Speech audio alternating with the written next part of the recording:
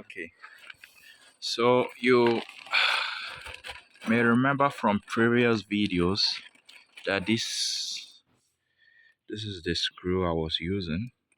These are galvanized nails, but they are not structural. So they were getting the job done whilst I was installing these brackets, right? They do get a job done, but they are not structural. They don't have much strength, and if you overdrive the impact drill, it can break them. It breaks easily. So I went for these are structural. They are much more uh, durable. They can handle the impact of the drill, and they don't break off easily, and they have a higher holding power, but they cost more. One is 50 pesos, and then I bought I think 600 of them also, making about 300 cedis. This is half of it. The other half was these 2-inch versions. These are 2 inches, and this is 1.5.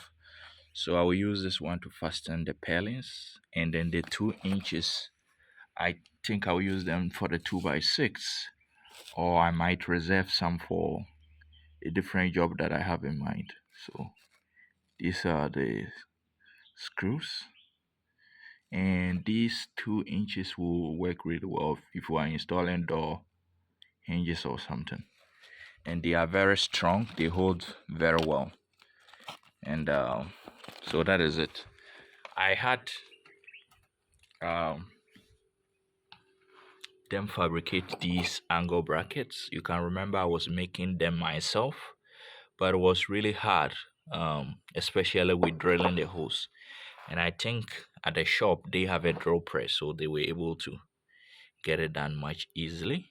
And I mean, they have time, right? My time is very limited, so I pay them to do it for me. I think they were they will be somewhere around 80 pieces, 80 to 100. I'm not sure, I didn't count, but I oh,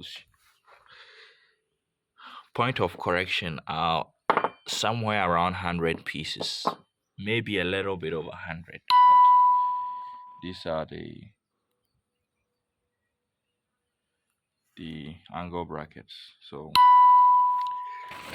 this bag is full of them. You can see I have a lot more of them here.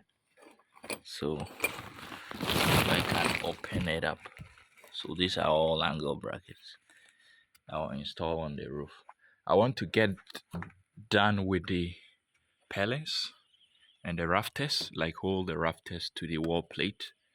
I want to get them done because they will roof it in a couple of weeks, and they will install the metal sheets. So I want to get those done before they come, and then I will have more time to do this once for the flooring of the attic space. So that is it. It's all coming together. You can see I have already installed these ones. I installed every other one, so I think it will hold. And you can see that I've also installed some of them to hold these rafters at the ends, but I think I will come and do every other one of them.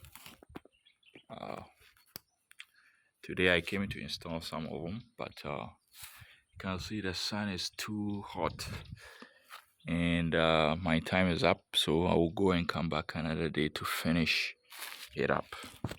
The rest will be used, like I said, for the flooring of the attic space, so those ones I can do them later. And I've already installed the bolts to hold the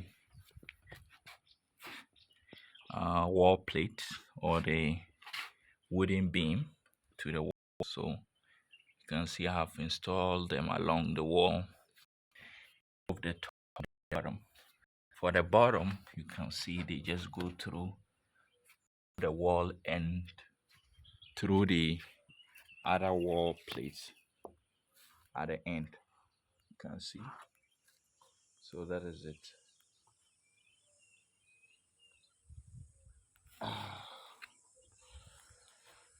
It's all coming together.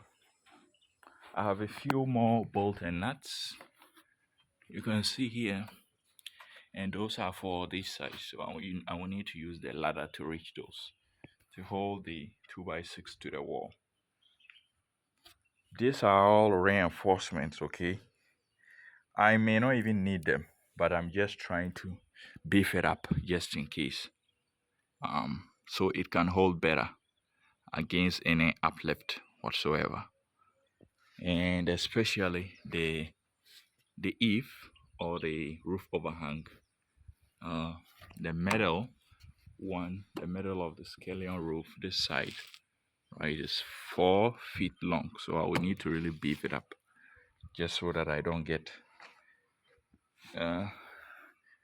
just so that it's able to hold, through uplift, when there is a storm.